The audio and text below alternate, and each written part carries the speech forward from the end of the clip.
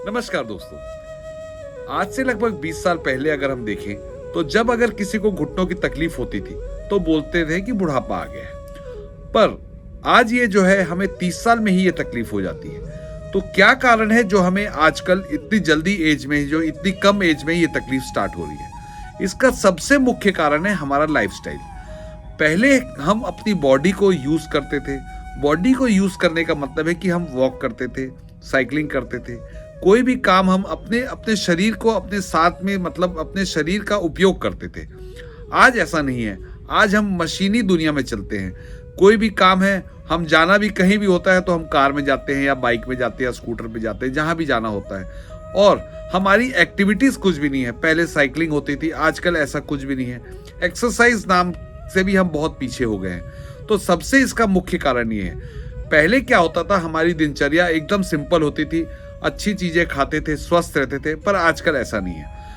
अब जो मेन मुख्य कारण जो देखा जाता है आज के समय में, हम जो है ऑनलाइन काम बहुत ज्यादा कर रहे हैं। ऑनलाइन कहने का मतलब है कि हमारी सिटिंग जॉब बहुत ज्यादा है।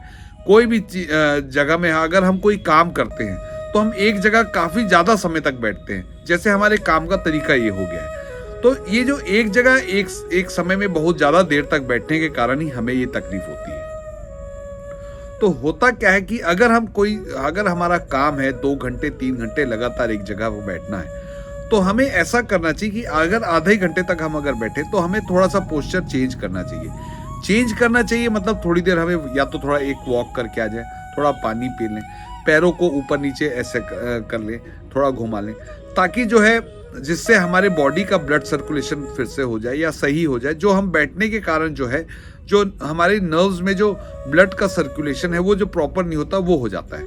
और दूसरी चीज है कि हम बैठते कैसे हैं। जो हमारे बैठने का जो पोस्चर है वो बिल्कुल स्ट्रेट होना चाहिए। स्ट्रेट मतलब कि हमें पैर मोड़ के नहीं बैठना चाहिए, एक के ऊपर पैर रख के नहीं बैठना चाहिए, पालती मार के नहीं बैठना चाहिए। अगर हम ऐसे पोजीशन पे ज्यादा देर तक बैठते हैं तो ये भी हमारे घुटनों के दर्द का कारण है। और जब हम खड़े होते हैं, जब हमारे खड़े होने की जो पोजीशन होती है वो पोजीशन बहुत मायने रखती है। हमारे दोनों पैरों के बीच में लगभग 2 फीट का गैप होना चाहिए और दोनों पैरों पे बराबर वजन होना चाहिए। बराबर वजन से कहने का मतलब है कि हमारे दोनों पैर जो है, अक्सर हम ऐसा देखते हैं कि हम एक पैर के ऊपर वजन रख के खड़े होते हैं। हमें ये पता नहीं होता। अगर आप गौर करेंगे तो आपको पता रहेगा कि हम एक पैर में वजन ज्यादा देते हैं। तो हमें अपने दोनों पैरों पे पर बराबर वेट करके हमें खड़े होना चाहिए, ताकि हमारा पोस्चर, हमारा अलाइनमेंट प्रॉपर रहे। तो ये सबसे मुख्य कारण है। दूसरा कारण है कि जो हमारा बॉडी वेट है, अगर हमारा बॉडी वेट 70 केजी नॉर्मल होना चाहिए और अगर वो 100 केजी है या 90 केजी है, तो हम 20 या 30 किलो एक्स्ट्रा लेके चल रहे हैं। तो जो ये एक्स्ट्रा वेट है ये हमें कहीं ना कहीं नुकसान पहुंचाएगा। अगर आज हमारे घुटनों में तकलीफ नहीं है तो आप मान के चलिए कि आने वाले समय में हमारे घुटनों में तकलीफ होने वाली है। तो आप अगर आने वाले फ्यूचर को भी देखते हैं या आज को भी देखते हैं तो हमें वजन कम करना चाहिए। वजन कम करने का सबसे आसान तरीका है कि हमारी डाइट। अब डाइट में आपको ऐसा है कि डाइट आपको जो भी खाना है हेल्दी फूड खाना है, ना कि आप कुछ भी खा लें। एक शरीर को आप अगर स्वस्थ रखना चाहते हैं तो आपको हमेशा हेल्दी डाइट खानी पड़ेगी। अब ये जैसे अगर आपकी डाइट 4 रोटी की है तो आप 2 खाएं, समय 4 का लगाएं, आराम से खाएं, चबा चबा के खाएं। दूसरी चीज है आप फ्रूट्स ज्यादा खाएं, सलाद ज्यादा खाएं। फ्रूट्स में आपको वो फ्रूट्स खाने हैं कि जिसमें शुगर कंटेंट नहीं हो। जिसमें भी शुगर कंटेंट होगा तो वो आपको वजन कम करने में मदद नहीं करेगी। सलाद आपको रेगुलर खाना है और कोशिश करें आप थोड़ी थोड़ी देर में कुछ हल्का हल्का खाते रहें। अब आपको फ्राइड चीजें नहीं खानी, कोई भी तली हुई चीजें नहीं खानी है। तेल आपको वो यूज करना है जिसमें ओमेगा 3 फैटी एसिड, जिसमें जो वेजिटेबल ऑयल्स होता है वो आपको नहीं लेना है। आपको ऑलिव ऑयल लेना है, आपको राइस ब्रान ऑयल लेना है। आप शुद्ध घी खाइए, जो गुड फैट होता है, शुद्ध घी खा सकते हैं। तो आपको ये करना है। और आपको बेकरी प्रोडक्ट्स आपको बिल्कुल नहीं लेना है। मैदे से बनी हुई कोई भी चीज नहीं खानी है। बेकरी प्रोडक्ट्स से मेरे कहने का मतलब है कोई भी आपको पेस्ट्री, केक, बिस्किट्स जो हैं, जो भी बेकरी प्रोडक्ट, उससे आप अवॉइड करेंगे अगर आप वेट जो है अगर आपको कम करना है तो। और आप जो है राइस जो है, चावल जो खाएं, या तो ब्राउन राइस खाएं या हाथ से कूटा हुआ चावल खाएं, वो ज्यादा बेनिफिशियल है। पॉलिश्ड राइस थोड़ा सा आप उसको अवॉइड करें।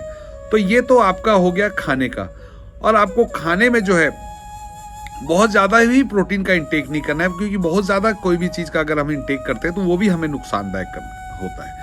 तो आपको सारी चीज़ें बैलेंस डाइट लेके आपको प्रॉपर एक बैलेंस डाइट खानी है, जिससे कि आपको आपका वज़न कम हो। और वज़न कम होने का एक टारगेट भी फिक्स कर ले कि मुझे 6 महीने में, साल में, क्योंकि आप अगर फटाफट कोई भी चीज़ करते हैं तो कहीं ना कहीं वो आपको नुकसान पहुंचाता है। तो आपको वज़न जो वेट रिड्यूस करना है वो आप एक टाइम फिक्स 1 साल में करें, 6 महीने में करें। धीरे धीरे अगर आप करेंगे तो आपको 100% जो है उसमें बेनिफिट भी होगा और आपको इफेक्ट भी नहीं पड़ेगा। अब ये जो हो गया आपको वेट। अब आपको कौन कौन से वर्कआउट करने हैं, कौन कौन से नहीं करने हैं। हमेशा आप ये चीज़ ध्यान रखें, जो भी नी बेंडिंग पोज है, नी बेंडिंग वाले जो भी आसन है वो आपको नहीं करने हैं। जैसे उत्कट आसन होता है वो आपको नहीं करना है, बाल आसन होता है वो आपको नहीं करना है, ये आपको नहीं करना है। अब आपको कौन कौन से आसन करने हैं। जो भी आसन जो है जिसमें आपको थाइस के मसल्स और काफ मसल्स में स्ट्रेंथ दे, आपको वो आसन करना है। क्यों? क्योंकि उसके स्ट्रेंथ देने से आपके नी में प्रेशर कम पड़ेगा, आपकी लेग्स में स्ट्रेंथनिंग होगी, जिसके कारण आपको आपकी नी पेन से बेनिफिट मिलेगी। तो मेरे आप वीडियो में देखेंगे कि आपको कौन कौन से आसन करने हैं, मैं आपको अपने वीडियो में बताऊंगा।